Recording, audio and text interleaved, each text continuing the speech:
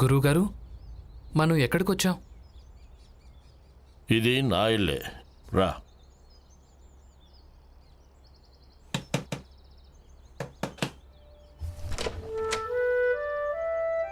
ఇతనే భీమరావు అంటే. భీమరావు అంబేద్కర్? అవును. ఎవరో తన జాతిలోనే మొదటి విద్యార్థి. తన మెట్రిక్ లో అత్యధిక మార్కులతో పాస్ అయ్యాడు. అవును, తనే. రా బాబు, రా, పద.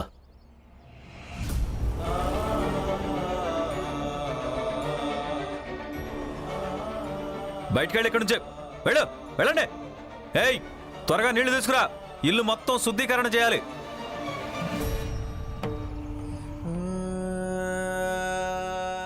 పద.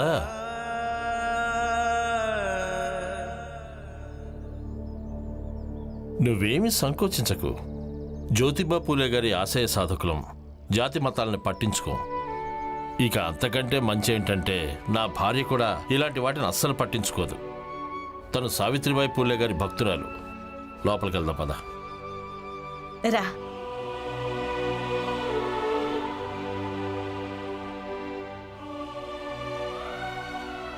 యశస్వి భవ. ఇంకేం సంకోచించకు, పద. రా భీమ్, అక్కడ కూర్చో. కూర్చో. వద్దు, పర్లేదు. కూర్చో, పర్లేదు, కూర్చో.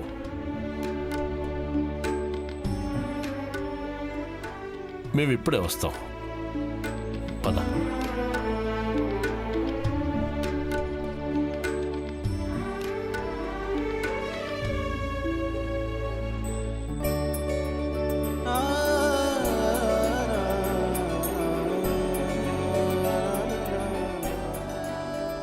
ఈ ఇల్లు మనుషులుండేదా లేక పుస్తకాలుండేదా?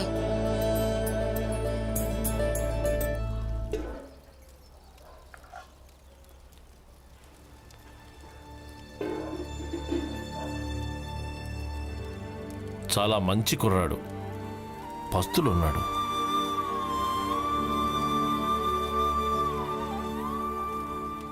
అవన్నీ నాకు తెలీదు, కానీ నాకు అనిపించడం లేదు మంచి మనిషి అని. ఎందుకలా అనిపించింది? ఆలోచించండి. ఎవరి భార్య అక్కడ పస్తులుందో ఆ వ్యక్తి ఇక్కడ కూర్చొని భోజనం చేస్తాడా? అన్నట్టు తినడానికి ముందు ఒకవేళ తనకు తన భార్య గుర్తు రాలేదో ఇక నుంచి తనని ఇంటికి మరోసారి తీసుకురావద్దు. పదండి.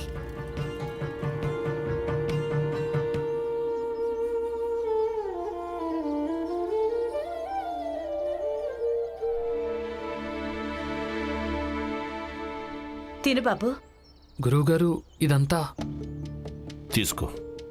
వద్దొద్దు గురువుగారు, పర్వాలేదు. ఏం పర్లేదు, తీసుకో.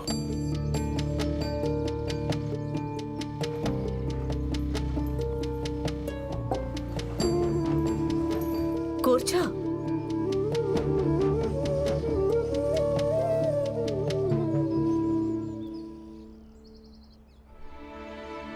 తీసుకో. తిను. తిను బాబు.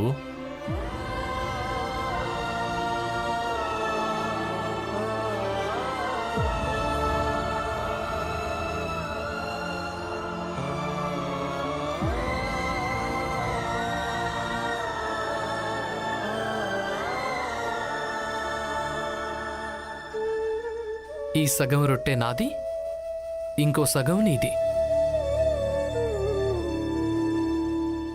నేనిది తినలేను గురువుగారు. ఎందుకు? ఏమైంది?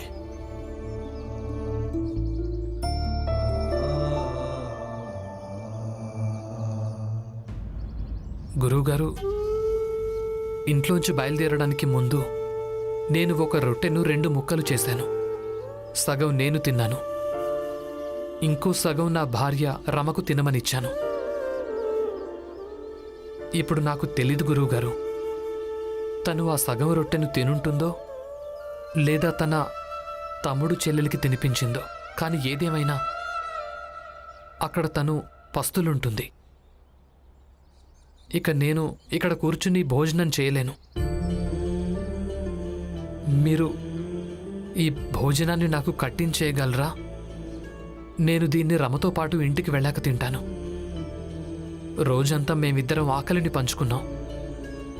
ఈ భోజనాన్ని కూడా పంచుకునే తింటాం. బాబు, ముందు నువ్వు తిను. నీ భార్య కోసం నేను వంటగదిలో విడిగా భోజనం కట్టిస్తాను. వద్దొద్దు, నేను ఒక్కనే తినటం నా వల్ల కాదు. చూడు, ఈ భోజనం తీసుకెళ్ళి అలాగే ఇద్దరి భోజనాన్ని ఒక దాంట్లోనే మూటగట్టి భీమరావుకిచ్చే. అలాగే, ఇప్పుడే తీసుకొస్తానా.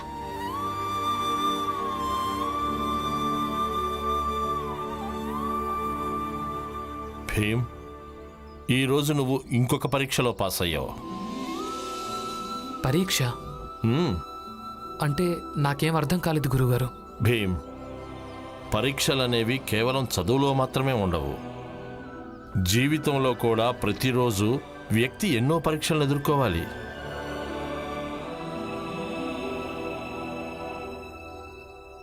గురువుగారు,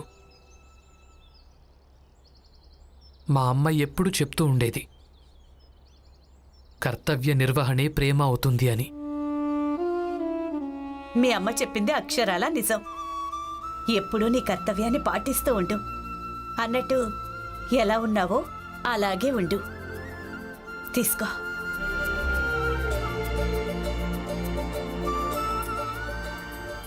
గురువుగారు, తీసుకో.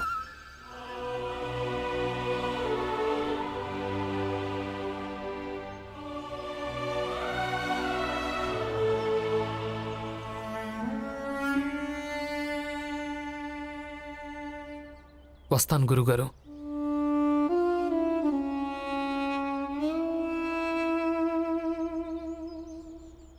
చూడండి, మీకెప్పుడు అవకాశం దొరికినా ఇతన్ని ఇంటికి తీసుకొస్తూ ఉండండి.